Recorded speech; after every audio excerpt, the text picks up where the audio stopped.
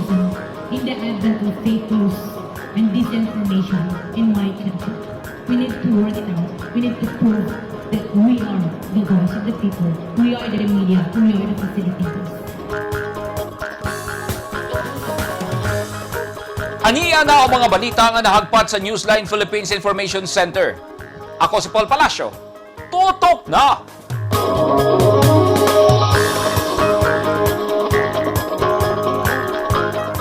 Sa mga headlines, busog mini dump truck nagbangga sa Sultan Kudarat Municipality sa Maguindanao. Driver sa dump truck na ipit, patay. Waste to energy project sa Davao City, gibabagan sa mga environmentalists.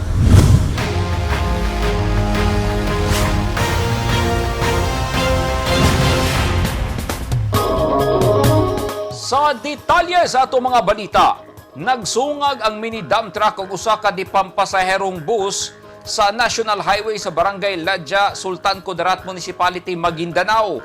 Tungod sa impact sa bangga, naipit ang driver sa mini dump truck o gitabang sa mga tao.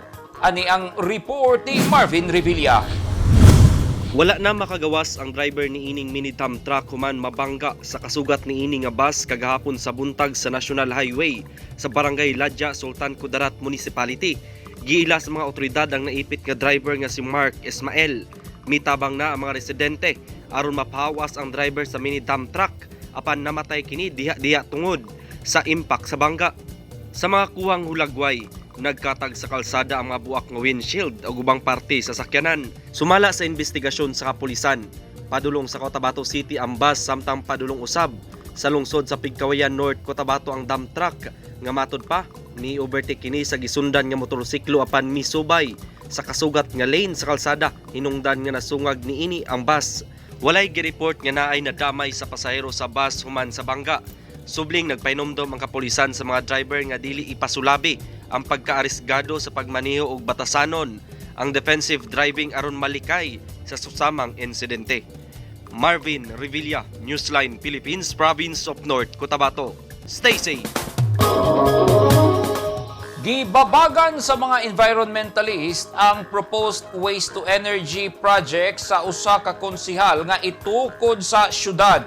Nagtuo ang mga nagpakabana sa kinaiyahan nga makadugang lang sa problema ang proyekto hilabi na sa panglawas sa mga tao. Ani ang report ni Eugene Hinutan. Gawas sa planta, paggawas. Okay, ginagamit. Mibabag ang mga environmentalist groups sa gisugyot ni Davao City Councilor Teco Campo nga magtukod og waste to energy facility sa syudad. Sanglit dili kini makasulbad sa problema sa basura ug posible pa kining makadugang sa problema sa kinaiyahan o panglawas sa katawhan. Sa gipagulang statement sa Interfacing Development Interventions for Sustainability kun IDIS nga usa ka environmental non-government organization, gikondina niini ang aksyon ni Ocampo sa pagsugyot og waste to energy incinerator facility project sa syudad kay magbuga kini og toxins samtang ginasunog ang mga basura aron makamugna og kuryente. Hazardous sab kini hilabi na sa ginahanggap nga hangin sa tubig, pagkaon ug panglawas sa mga Davaoenyo.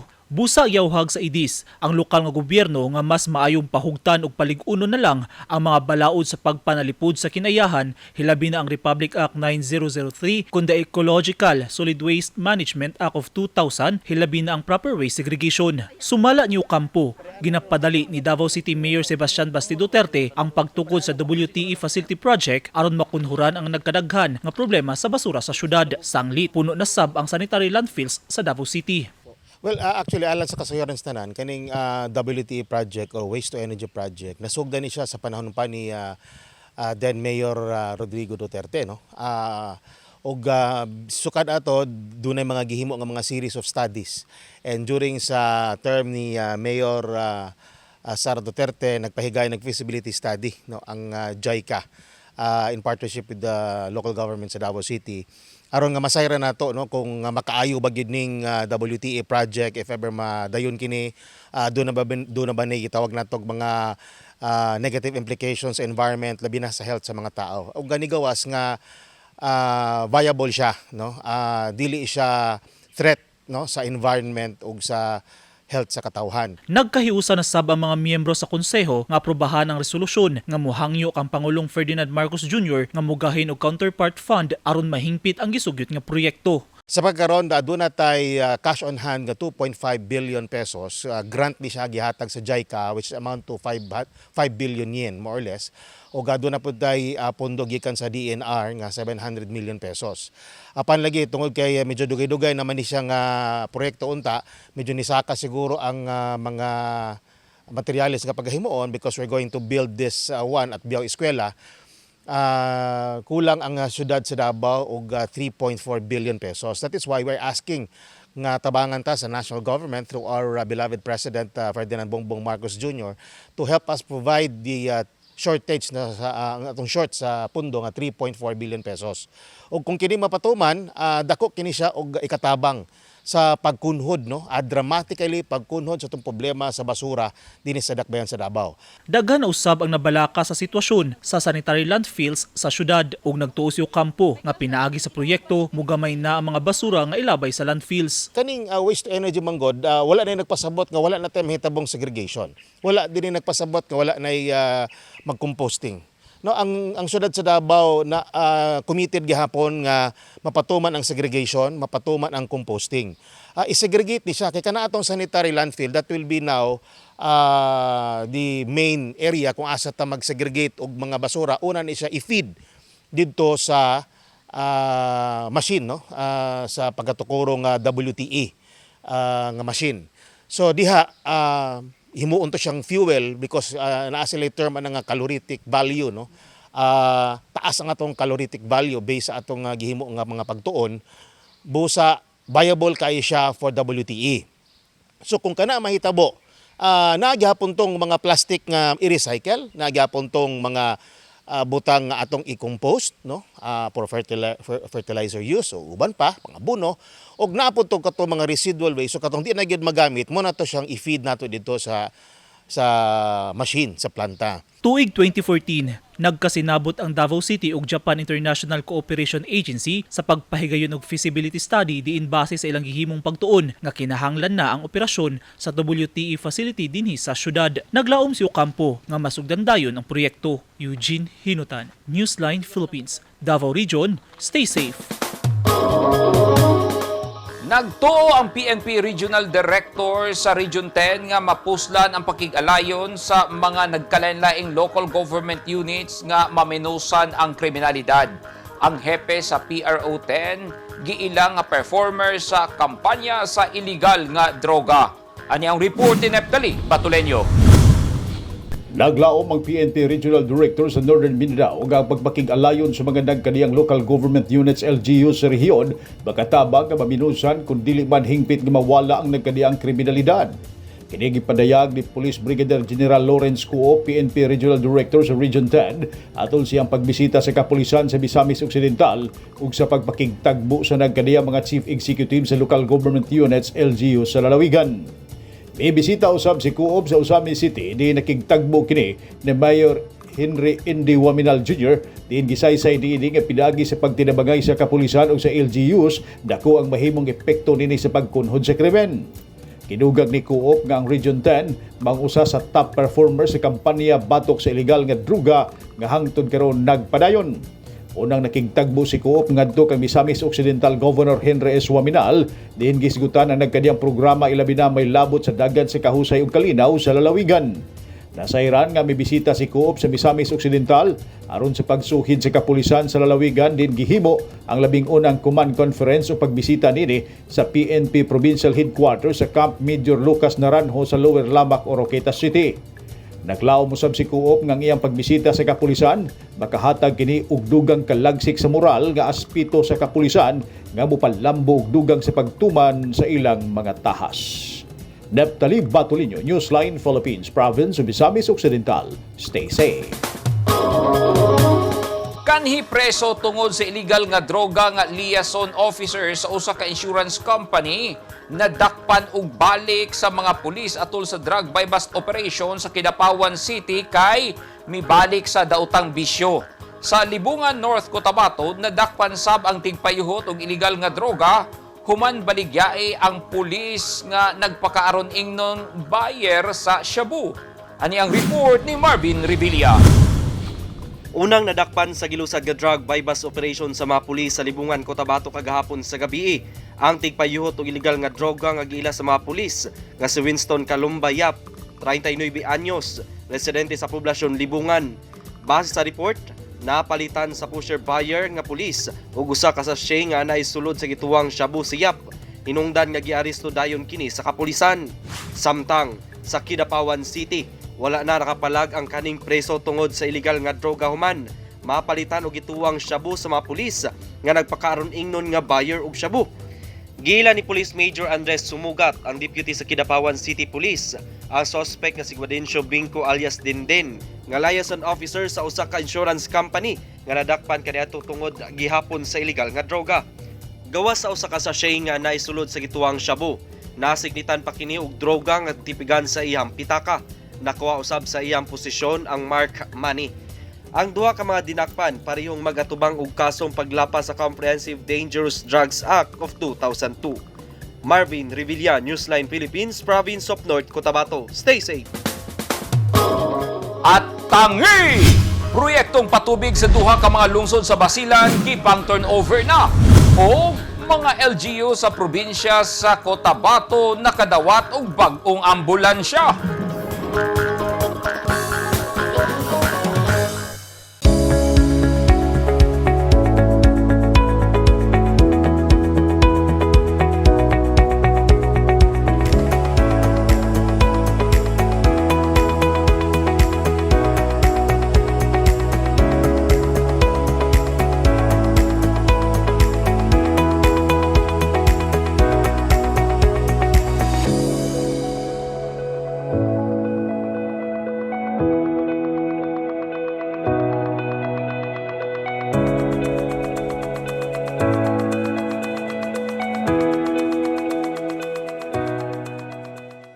Ang mga taong dunay mga ginahambin nga mga grabing mga balatian o comorbidity, hilabi na ang mga senior citizens, sila ang mas delikado nga maigo sa coronavirus disease COVID-19. Busa dubling pag-amping ang himuon og tambali ang mga ginahambin nga mga sakit. Ang pagtumar sa Bilonga Gold Herbal Capsule is a food supplement makatabang aron mapunggan nga musamot ang mga balatian. Turmeric uluyang dilaw ang nagunang sagol sa Bilonga Gold. Gisagulan og sodium ascorbate o vitamin C aron mas mulig-on ang immune system. Ang Bilonga Gold Herbal Capsule mapalit sa mga butika.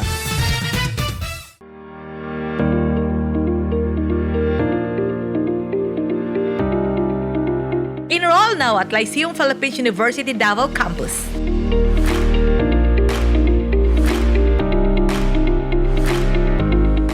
Courses offered: College of Health and Sciences, BS Medical Technology, BS Pharmacy, College of Business and Accountancy, BS Accountancy, BS Administration, BS Management Accounting, BS Customs Administration, Bachelor of Arts and Sciences, Bachelor of Multimedia Arts, Bachelor of Forensic Science, College of International Tourism and Hospitality Management, BS Hospitality Management, BS Tourism Management. They also offer Junior College and the following courses: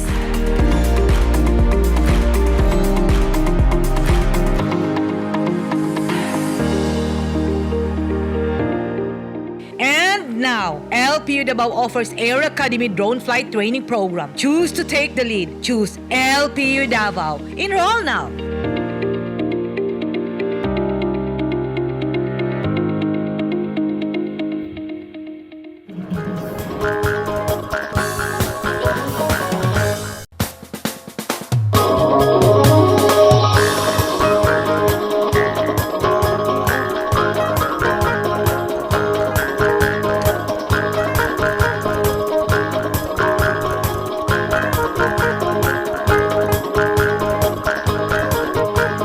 This portion is brought to you by Toyota. This portion is brought to you by Rizal Memorial Colleges. This portion is brought to you by Double Light and Power Company. Duha ka mga proyekto sa patubig ang gipang turnover kagahapon sa duha ka mga munisipalidad sa Basilan Province. Mismong si Basilan Governor Giam Hataman Salyaman ang nanguna nga opisyal sa pagtunol sa mga proyekto. Anyang report ni Grace Alcunaba. Tubig is life. Kini ang nahimong tema sa kalipay sa duha ka barangay nga nahatagan og patubig sa provincial government dinhi sa Basilan kagahapon. Ang turnover ceremonies gipangunahan ni Provincial Governor Jim Hataman Saliman. Ang gipahigayon nga turnover ceremony sa mga proyekto sa patubig sa barangay Tumahubong ug sa barangay Kolonya nga parehong sakop ni ining probinsya sa Basilan kagahapon, Agosto 24, 2022. Tumong sa proyekto nga mahatagan og igong supply nga tubig ang mga mag-uuma aron dili sila maapektuhan sa supply sa tubig, labi na sa panahon nga tag-init. Dugay nang naghandom ang mga mag-uuma og serbisyong patubig tungod kay dako kini og epekto sa ilang pananom ug makaapekto usab sa ilang produksyon. Ang proyekto sa patubig gilantaw nga usa ka malungtaron nga tubag sa problema sa mga mag-uuma ug dakong tabang sa sektor sa agrikultura sa probinsya. Nagpasalamat ang mga mag-uuma nga mga benepisyaryo sa barangay Tumahubong ug Kolonya kay dili na sila mamroblema og makapoy sa paghakot-hakot og tubig para lang mamahimong produktibo ang ilang mga pananom. Ang turnover ceremony gitambungan nila Governor Jim Saliman, kuyog ang mga representante sa National Irrigation Authority, nga gipanguluhan ni Engineer Cesar M. Sulaik, Deputy Administrator for Engineering and Operations. Kauban si Engineer Salumi Layasan, Acting Regional Irrigation Manager. Lakip sa mga mitambong sila General Domingo Gubuay, Brigadier Commander ng Joint Task Force Basilan, si Honorable Oric Furigay, Mayor sa Lamitan City, ug si Honorable Hani Bud, Mayor sa Maluso Municipality. Grace Alcunaba, Newsline Philippines, Basilan Province. Stay safe! Gi-turnover na sa provincial government sa Cotabato ang siyam ka mga bagong ambulansya. Mismong si Governor Emilio Lala Talinio Mendoza ang mitunol sa mga ambulansya nga gitagana alang sa siyam ka mga munisipalidad. 1.7 million pesos ang kantidad sa matag usa ka ambulansya. Malipayong gidawat sa mga mayor gikan sa lungsod sa Alyosan, Arakan, Carmen, Kabakan, Libungan, Magpet, Matalam, Pigkawayan ug President Rojas. Kuyog ang ilahang municipal health officers ang bagong ambulansya nga alang kanila dakong tabang sa paspas ug hapsay nga mahatod ang serbisyong medikal sa mga Cotabateños. Kahinumduman, daan nang gipasalig ni Governor Mendoza nga usa sa prioridad sa iyang administrasyon ang programang panglawas. Sa iyang mensahe, gisaysay niini nga ang ambulansya gamiton sa pagpahigayon og mga health initiative sa probinsya sama sa medical dental outreach program ug vaccination campaign sa mga barangay. Duha ka mga lungsod sa Basilan ang nagsaulog og duha ka mga festival kagahapon. Linggo ng Kabataan ang gisaulog sa lungsod sa Akbar samtang Tipo-Tipuan Festival ang gisaulog sa Tipo-Tipo nga gitambungan sa mga opisyal sa lungsod. Anyang report ni Grace Alcunaba. Sadya ang nahimong selebrasyon sa Linggo ng Kabatanunan para sa tuig 2022 dinhi sa lungsod sa Akbar, probinsya sa Basilan kagahapon. Ang selebrasyon adunay temang Intergenerational Solidarity, Creating a World for All Ages. Gipangunahan sa municipal government sa Akbar ubos sa pagpangulo ni Mayor Ali Sali ug sa Sangguniang Kabataan Federation President nga si Honorable Hajara Amin. Ang okasyon nagpasiugda og lain-laing mga kalihukan nga nagtumong sa paghatag og gahom sa mga kabatanunan ug pagdiskubre sa ilang hingpit nga potensyal ug kapabilidad nga moresulta sa pagpagawas sa ilang labing maayo nga mga kinaiya ug mga hiyas isip mga tawo nga maghatag kanila og mas maayong kahigayunan sa mas maayong kaugmaon. Ang unang adlaw nga mga kalihukan gisalmutan sa mga batan-on nga gikan sa siyam ka mga barangay nga sakop sa Akbar Municipality. Uban sa presensya ni Honorable Riza Sali sa Kalahul, ang Besi Mayor sa Akbar. Kauban ng mga sangguniang bayan members, Akbar Municipal Police Station personnel nga ubos sa pagdumala ni Police Colonel Javer Moin. Sa unang adlaw nagpahigayon sila og mga kalihukan nga sama sa fun run, larong Pinoy, volleyball, zumba o Quiz-Bee.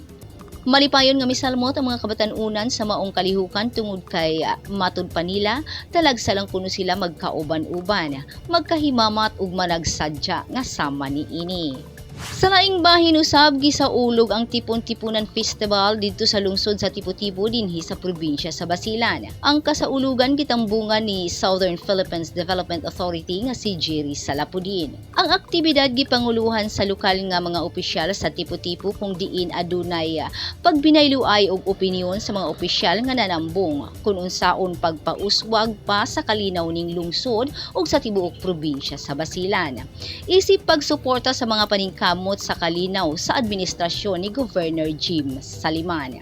Nailhan si Southern Philippines Development Authority Administrator Jerry Salapudin sa iyang pagkaaktibo sa pagsuporta sa mga programa sa kalinaw ug seguridad sa mga lokal nga kagamhanan sa Basilan ug uban pa nga mga probinsya sa rehiyon sa Bangsamoro. Lakip sa mitambong sa programa sa Tipo-Tipo kagahapon mao sila si Musbir Alauddin kinsa sakop sa Interim Parliament sa Bangsamoro Region ug si Provincial Director Hani Junuban sa Bangsamoro Agriculture Ministry. Gipkalipay pag-ayos sa mga Basileño ang pagbisita ni Salapudin tungod kay nabatian gayud nila ang pagmahal ug malasakit niini sa mga lumulupyo niining maong isla. Grace Alcunaba, Newsline Philippines, Basilan Province. Stay safe.